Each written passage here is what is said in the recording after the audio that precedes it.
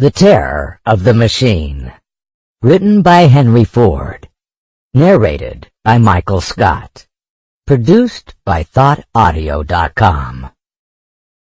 Repetitive labor, the doing of one thing over and over again and always in the same way, is a terrifying prospect to a certain kind of mind. It is terrifying to me. I could not possibly do the same thing day in and day out.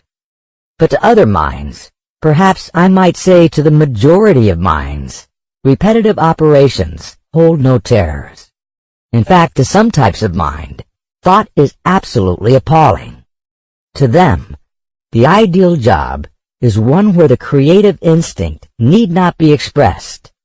The jobs where it is necessary to put in mind as well as muscle have very few takers.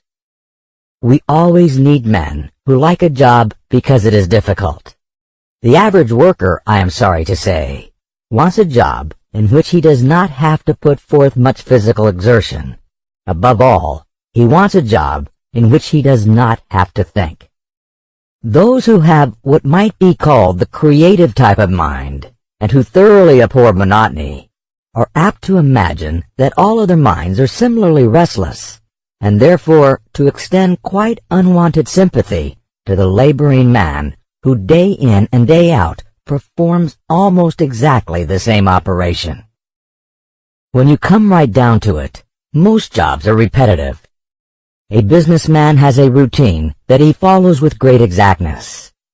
The work of a bank president is nearly all routine.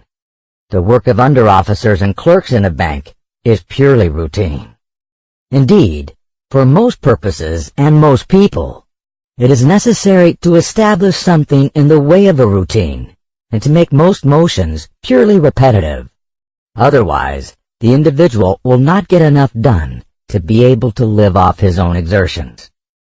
There is no reason why anyone with a creative mind should be at a monotonous job. For everywhere, the need for creative men is pressing. There will never be a dearth of places for skilled people. But we have to recognize that the will to be skilled is not general.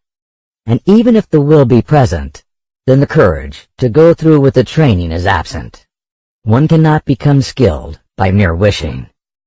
There are far too many assumptions about what human nature ought to be, and not enough research into what it is. Take the assumption that creative work can be undertaken only in the realm of vision. We speak of creative artists in music, painting, and the other arts. We seemingly limit the creative functions to productions that may be hung on... Sample complete. Ready to continue?